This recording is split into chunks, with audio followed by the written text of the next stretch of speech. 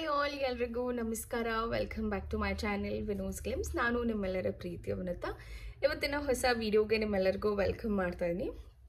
So actually ಇವತ್ತು Sunday time already ಹತ್ತತ್ರ 9:30 ಆಗಿದೆ. ಬೆಂಗಳೂರು ಕ್ಲೈಮೇಟ್ ಅಂತೂ ಓ ಮೈ ಗಾಡ್, ಆಚೆ ಎಲ್ಲೂ ಹೋಗೋಕ್ಕಾಗ್ತಾಯಿಲ್ಲ.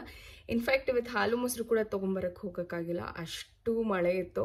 ಸೊ ಹಾಗಾಗಿ ಬ್ಲಿಂಕೆಟ್ ಮಾಡ್ಕೊಂಡು ಮನೆ ಬಿಟ್ಟು ಆಚೆ ಎಲ್ಲೂ ಹೋಗೇ ಇಲ್ಲ ನಾವು. ಆ್ಯಂಡ್ ಸೊ ಬೆಂಗಳೂರು ಕ್ಲೈಮೇಟ್ ಅಂತೂ ಆಲ್ಮೋಸ್ಟ್ 3 ಡೇಸಿಂದ ತುಂಬ ಕ್ಲೌಡಿ ಇತ್ತು. ಆ್ಯಂಡ್ ಈಗಂತೂ ಸಿಕ್ಕಾಬಟ್ಟೆ ಮಳೆ ಬರ್ತಾಯಿದೆ. ನಿನ್ನೆ ನೈಟ್ ಸ್ಟಾರ್ಟ್ ಆಗಿದ್ದು ಇದುವರೆಗೂ ಮಳೆ ಹಾಗೆ ಸುರಿತಾ ಇದೆ. ಸೊ ಎಸ್, ಹೊರಗಡೆ ಎಲ್ಲೂ ಹೋಗೋಕ್ಕಾಗಿಲ್ಲ. ಆ್ಯಕ್ಚುಲಿ ಇವತ್ತು ಹೊರಗಡೆ ಹೋಗೋಣ ಅಂತ ಪ್ಲ್ಯಾನ್ ಮಾಡಿದ್ವಿ. ಆ್ಯಕ್ಚುಲಿ ಡಾಕ್ಟರ್ ಹತ್ರ ಹೋಗಬೇಕಿತ್ತು. ಈ ಒಂದು ಮಂತ್ ಹೋಗೇ ಇಲ್ಲ ಡಾಕ್ಟರ್ ಹತ್ರ. ರೆಗ್ಯುಲರ್ ಮಂತ್ಲಿ ಚೆಕಪ್ಸ್ಗೆ ಹೋಗಬೇಕಿತ್ತು, ಹೋಗೇ ಇಲ್ಲ. ಅನಾಮಲಿ ಸ್ಕ್ಯಾನಿಗೆ ಹೋಗಿದ್ದಂಥದ್ದು. ಸೊ ಆ್ಯಕ್ಚುಲಿ ಇವತ್ತು ಹೋಗೋಣ ಅಂತ ಅಂದ್ಕೊಂಡ್ವಿ, ಬಟ್ ಮಳೆ ನೋಡಿ ಮತ್ತು ಇವತ್ತು ಅಮಾವಾಸ್ಯೆ ಅಂತ ಕೂಡ ಹೇಳಿದ್ರು. ಸೊ ಕೆಲವು ಮಿತ್ಸ್ ಇರುತ್ತಲ್ಲ, ಸೊ ಹೋಗಬಾರ್ದು ಇಂಥ ದಿನಗಳಲ್ಲಿ ಅಂಥೇಳಿ. ಸೊ ಹಾಗಾಗಿ ಇವತ್ತು ಹಾಸ್ಪಿಟಲ್ಗೆ ಹೋಗೋದು ಕ್ಯಾನ್ಸಲ್ ಆಯಿತು. ಹಾಗೆ ಸುಮ್ಮನೆ ನೋಡ್ತಾ ಇದ್ದೆ. ಆ್ಯಕ್ಚುಲಿ ಕಾರ್ಡ್ ಏನಿರುತ್ತೆ ಆ ಕಾರ್ಡಲ್ಲಿ ನಮ್ಮ LMP ಆ್ಯಂಡ್ ಡೆಲಿವರಿ ಡೇಟ್ ಏನಿದೆ ಅದೆಲ್ಲನೂ ಮೆನ್ಷನ್ ಮಾಡ್ತಾರೆ. ಸೊ ಅದನ್ನು ನೋಡ್ತಾ ಇವತ್ತು ಆ್ಯಕ್ಚುಲಿ ಕನ್ಫ್ಯೂಷನ್ಸ್ ಇತ್ತು, ಎಕ್ಸ್ಪೆಕ್ಟೆಡ್ ಡೆಲಿವರಿ ಡೇಟ್ ಏನಿರಬಹುದು ಅಂಥೇಳಿ. ಯಾಕೆ ಕನ್ಫ್ಯೂಷನ್ಸ್ ಮತ್ತು ಹೇಗೆ ಡೆಲಿವರಿ ಡೇಟ್ನ ಕ್ಯಾಲ್ಕುಲೇಟ್ ಮಾಡ್ತಾರೆ ಅಥವಾ ನಾವು ಕ್ಯಾಲ್ಕುಲೇಟ್ ಮಾಡ್ಕೋಬಹುದಾ ಅನ್ನೋ ಎಲ್ಲ ಕ್ವೆಶನ್ಗೂ ಒಂದಷ್ಟು ಕುತ್ಕೊಂಡು ರಿಸರ್ಚ್ ಮಾಡ್ತಾಯಿದ್ದೆ. ಅದನ್ನೇ ಮಾಡ್ತಾ ಕೂತಿದ್ದೆ. ಭೈರವ್ ಕೂಡ ಬೇಗ ಮಲ್ಕೊಂಡ ಇವತ್ತು. ಸೊ ಅದಕ್ಕೆ ಅದ್ರ ಬಗ್ಗೆ ನಿಮಗೂ ಕೂಡ ಹೇಳೋಣ, ನನಗೇನು ಅರ್ಥ ಆಗಿದೆ ಅದನ್ನು ನಿಮಗೂ ಕೂಡ ಹೇಳೋಣ. ಇನ್ಫ್ಯಾಕ್ಟ್ ಏನಾದರೂ ಕರೆಕ್ಷನ್ಸ್ ಇದ್ದರೆ ಅದನ್ನು ನೀವು ಕೂಡ ನನಗೆ ಹೇಳ್ತೀರಾ ಅಂತ ಹೇಳಿ ಈ ಒಂದು ವ್ಲಾಗ್ನ ಸ್ಟಾರ್ಟ್ ಮಾಡ್ತಾಯಿದ್ದೀನಿ. ಇನ್ನು ನೀವು ಯಾರಾದರೂ ನನ್ನ ಚಾನಲ್ಗೆ ಸಬ್ಸ್ಕ್ರೈಬ್ ಆಗ್ದಲೇ ನೋಡ್ತಾ ಇದ್ದೀರಾ ಅಂದರೆ ಬೇಗ ಹೋಗಿ ನನ್ನ ಚಾನಲ್ಗೆ ಸಬ್ಸ್ಕ್ರೈಬ್ ಆಗಿ ಸಪೋರ್ಟ್ ಮಾಡಿ ಅಂತ ಹೇಳ್ತಾ ಇವತ್ತಿನ ವಿಡಿಯೋನ ಶುರು ಮಾಡೋಣ. ಇನ್ನು ನನ್ನ ಚಾನಲಲ್ಲಿ ವರ್ಕಿಂಗ್ ವುಮೆನ್ ವ್ಲಾಗ್ಸ್, ಅದ್ರ ಜೊತೆಗೆ ನನ್ನ ಸೆಕೆಂಡ್ ಪ್ರೆಗ್ನೆನ್ಸಿಯ ಜರ್ನಿ ಕೂಡ ನಾನು ನಿಮ್ಮ ಜೊತೆ ಶೇರ್ ಮಾಡ್ತಾ ಇದ್ದೀನಿ. ಸೊ ಯೂಸ್ಫುಲ್ ಆಗುವಂಥ ಟಿಪ್ಸ್ಗಳಿರುತ್ತೆ ಅಥವಾ ನನ್ನ ಎಕ್ಸ್ಪೀರಿಯನ್ಸ್ ಏನಿದೆ ಅದನ್ನು ಶೇರ್ ಮಾಡ್ತಾ ಇರ್ತೀನಿ. ಆ್ಯಂಡ್ ನಿಮಗೂ ಕೂಡ ಯೂಸ್ಫುಲ್ ಆಗುತ್ತೆ ಅಂತ ಅನ್ಕೋತೀನಿ. ಸೊ ಫಸ್ಟ್ ಆ್ಯಂಡ್ ಫಾರ್ಮೋಸ್ಟ್, ಒಂದು ಡೆಲಿವರಿ ಡೇಟ್ನ ಕ್ಯಾಲ್ಕುಲೇಟ್ ಮಾಡಲಿಕ್ಕೆ 2 ರೀತಿ ಮೆಥಡ್ಸ್ ಇರುತ್ತೆ. ಒಂದು ಬಂದು ಕ್ಯಾಲ್ಕುಲೇಷನ್ ಮೆಥಡ್, ಇನ್ನು ಒಂದು ಬಂದುಬಿಟ್ಟು ಅಲ್ಟ್ರಾಸೌಂಡ್ ಮುಖಾಂತರ ಸ್ಕ್ಯಾನ್ ಮಾಡಿದಾಗ ಮಗುವಿನ ಡೆವಲಪ್ಮೆಂಟ್ ಎಷ್ಟಿದೆ ಅನ್ನೋದ್ರ ಮೇಲೆ ಕೂಡ ಡೆಲಿವರಿ ಡೇಟ್ ಅಥವಾ ಮಗು ಎಷ್ಟನೇ ವೀಕಲ್ಲಿದೆ ಅಥವಾ ನಾವು ಎಷ್ಟನೇ ವೀಕ್ ಆಫ್ ಪ್ರೆಗ್ನೆನ್ಸಿಲಿದ್ದೀವಿ ಅನ್ನೋದು ಕೂಡ ಗೊತ್ತಾಗುತ್ತೆ ಅಂತ ಹೇಳ್ಬೋದು. ಇನ್ನು ಕೆಲವರು ಪ್ರೆಗ್ನೆನ್ಸಿನ ಮಂತ್ಸ್ ವೈಸ್ ಕ್ಯಾಲ್ಕುಲೇಟ್ ಮಾಡ್ತಾರೆ ಅಥವಾ ಮಂತ್ ವೈಸ್ ಹೇಳ್ತಾರೆ. ಇನ್ನು ಕೆಲವರು ಅದನ್ನ ವೀಕ್ ವೈಸ್ ಕೂಡ ಹೇಳ್ತಾರೆ. ಅಂದರೆ I am in the 17th week, 18th week, ಆ ಥರ ವೀಕ್ಸಲ್ಲಿ ಕೂಡ ಕ್ಯಾಲ್ಕುಲೇಟ್ ಮಾಡ್ತಾರೆ. But both the ways is fine. But usually ಮಗುವಿನ ಡೆವಲಪ್ಮೆಂಟ್ ಪ್ರತಿ ವೀಕ್ಗೂ ಡೆವಲಪ್ಮೆಂಟ್ಸ್ ಆಗ್ತಾ ಹೋಗುತ್ತೆ, ಚೇಂಜ್ ಆಗ್ತಾ ಹೋಗುತ್ತೆ.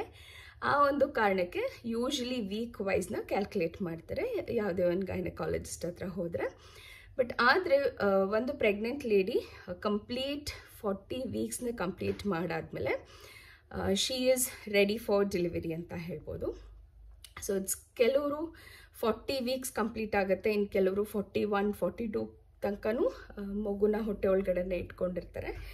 But most of the time 38 weeks ಆದಮೇಲೂ ಕೂಡ ಡೆಲಿವರಿ ಆಗೋ ಚಾನ್ಸಸ್ ಇರುತ್ತೆ. ಸೊ ಇಟ್ ಡಿಪೆಂಡ್ಸ್, ಮಗು ಎಷ್ಟು ಬೇಗ ಡೆವಲಪ್ ಆಗಿದೆ, ಮಗುವಿನ ಪೊಸಿಷನ್ ಹೇಗೆ ಬಂದಿದೆ, ಮಗು ಹೆಡ್ ಡೌನ್ ಆಗಿದೆಯಾ ಅನ್ನೋದ್ರ ಮೇಲೆ ಕೂಡ ನಿಮ್ಮ ಡೆಲಿವರಿ ಡಿಪೆಂಡ್ ಆಗುತ್ತೆ ಅಂತಲೇ ಹೇಳ್ಬೋದು. ಇನ್ನು ನಾವು ಫಸ್ಟ್ ಸ್ಕ್ಯಾನ್ಗೆ ಹೋಗ್ತಿದ್ದಂಗೆ ನಮ್ಮ ಡೆಲಿವರಿ ಡೇಟ್ ಏನು ಅಂತ ಕೂಡ ಪ್ರೆಡಿಕ್ಟ್ ಮಾಡ್ತಾರೆ ಡಾಕ್ಟರ್ಸ್ ಅಂತ ಹೇಳ್ಬೋದು. ನಾನು ಆಗಲೇ ಹೇಳ್ದಂಗೆ 2 ಮೆಥಡ್, ಒಂದು ಕ್ಯಾಲ್ಕುಲೇಷನ್ ಮಾಡಿ, ಇನ್ನು ಒಂದು ನಮ್ಮ ಅಲ್ಟ್ರಾಸೌಂಡ್ನ ಐಡೆಂಟಿಫೈ ಮಾಡಿ ಕೂಡ ಹೇಳ್ತಾರೆ. ಇನ್ಫ್ಯಾಕ್ಟ್ ಅಲ್ಟ್ರಾಸೌಂಡಲ್ಲಿ ನಾವು ಎಷ್ಟು ಬೇಗ ಹೋಗ್ತೀವೋ ಅಷ್ಟು ಬೇಗ ಡಿಟೆಕ್ಟ್ ಮಾಡೋಕ್ಕೆ ಅಥವಾ ನಮ್ಮ expected delivery date, so delivery date ದಿವಸನೇ ಮಗು ಹುಟ್ಟುತ್ತಾ ಅನ್ನೋವಂಥ ಕ್ವೆಶನ್ಸ್ ಕೂಡ ತುಂಬ ಜನಕ್ಕಿರುತ್ತೆ. ಯೂಶ್ವಲಿ ಕೊಟ್ಟಿರೋಂಥ ಡೇಟ್ಗೆ 1 ವೀಕ್ ಮುಂಚೆ ಅಥವಾ 1 ವೀಕ್ ಆದಮೇಲೆ ಕೂಡ ಮಗು ಡೆಲಿವರಿ ಆಗ್ಬೋದು. ಸೊ ಇಟ್ ಡಿಪೆಂಡ್ಸ್, ಕೊಟ್ಟಿದ್ದಂಥ ಡೇಟ್ಗೆ ಆಗುತ್ತೆ ಅನ್ನೋವಂಥದ್ದಿಲ್ಲ.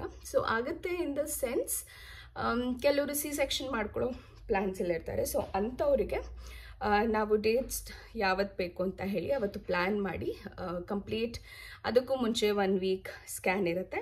ಆ ಸ್ಕ್ಯಾನಲ್ಲಿ if doctor feels everything is fine, ಈಗ ಡೆಲಿವರಿ ಮಾಡ್ಬೋದು ಅನ್ನೋಂಥ ಮೈಂಡ್ ಸೆಟ್ ಇತ್ತು ಅಂತಂದರೆ ಅಥವಾ ಆ ಒಂದು ಚಾನ್ಸ್ ಇತ್ತು ಅಂದರೆ ಖಂಡಿತವಾಗ್ಲೂ ಅವತ್ತಿನ ಟೈಮಿಗೆ ಇದು ಮಾಡ್ತಾರೆ. ಚಿನಿ 2 minutes.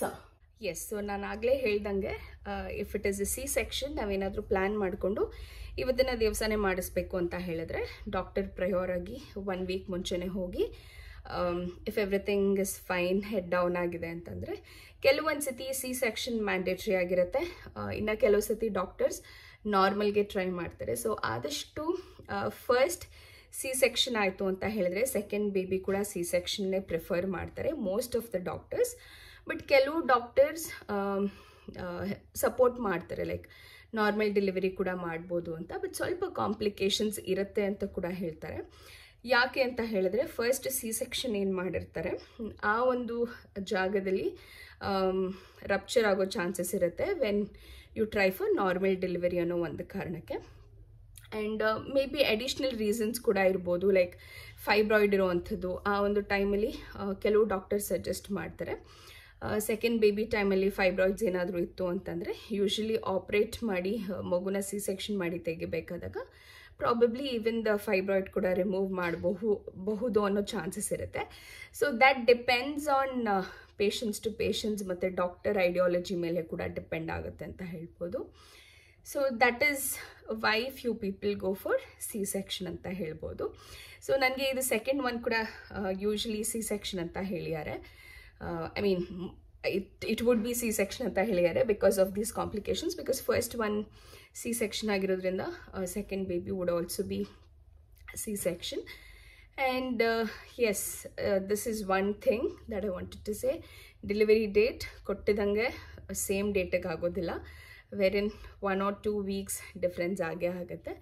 ಆ್ಯಂಡ್ ಬೈರವ್ ಟೈಮಲ್ಲಿ ಹೇಳಬೇಕು ಅಂತಂದರೆ ಡೇಟ್ ಕೊಟ್ಟಿದ್ದ ಹಿಂದಿನ ದಿವಸ ನನಗೆ ಸ್ವಲ್ಪ mild pain ಕಾಣಿಸ್ಕೊಂಡಿದ್ದಂಥದ್ದು.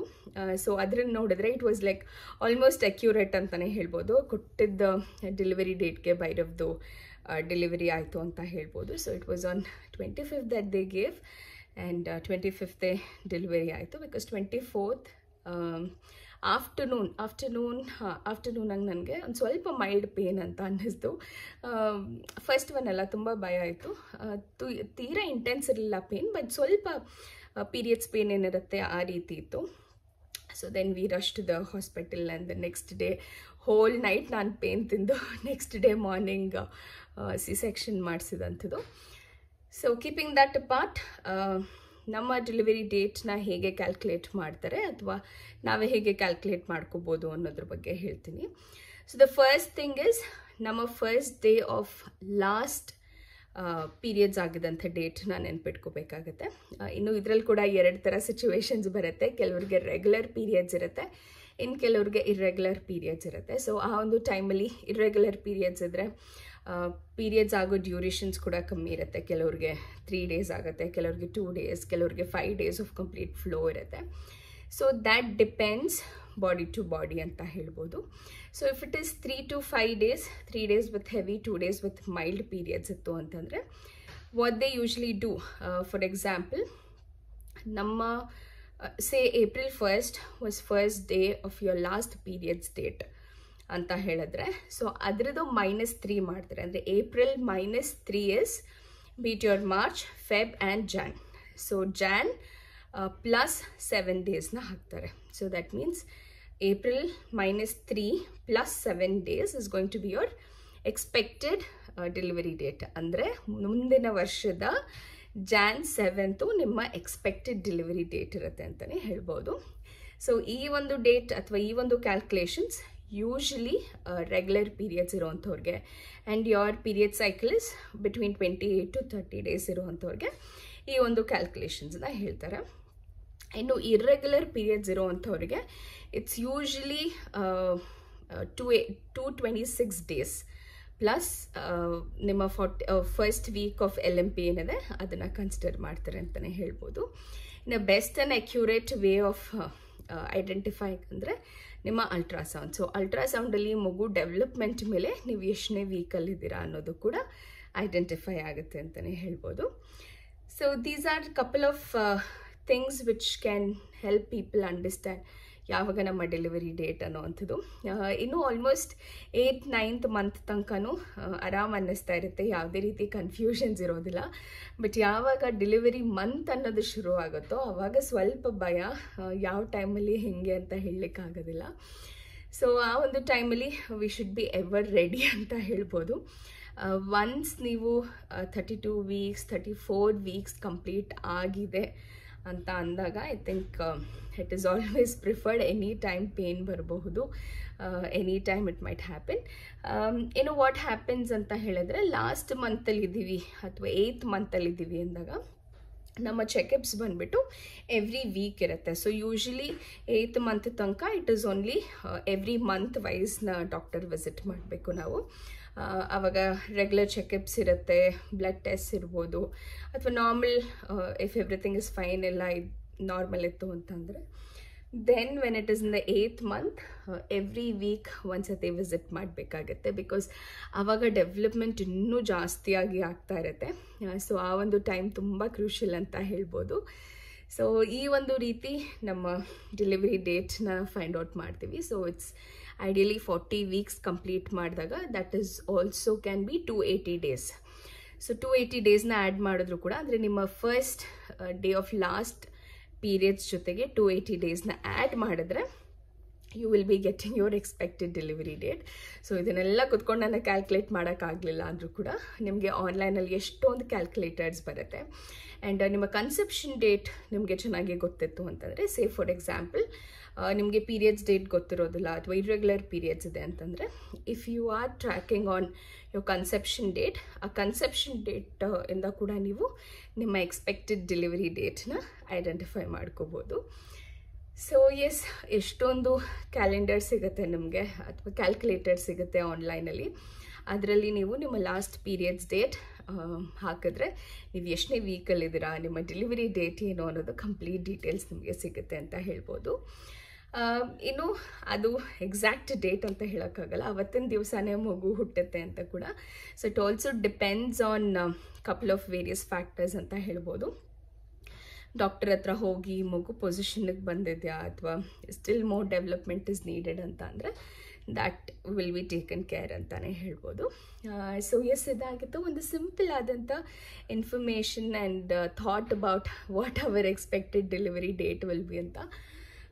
So I think ಈ ಒಂದು ವ್ಲಾಗ್ ಇನ್ಫಾರ್ಮೇಟಿವ್ ಆಗಿತ್ತು ಅಂತ ಅನ್ಕೋತೀನಿ. ನನಗೆ ಏನು ಗೊತ್ತಿತ್ತು ಅಥವಾ ನಾನು ಏನು ಎಕ್ಸ್ಪೀರಿಯನ್ಸ್ ಮಾಡ್ತಾಯಿದ್ದೀನಿ ಅದನ್ನು ನಾನು ನಿಮ್ಮ ಜೊತೆ ಶೇರ್ ಮಾಡಿದೆ. ಸೊ ಐ ಹೋಪ್ ಇವತ್ತಿನ ವಿಡಿಯೋ ನಿಮ್ಮೆಲ್ಲರಿಗೂ ಇಷ್ಟ ಆಗಿದೆ ಅಂತ ಅನ್ಕೋತೀನಿ.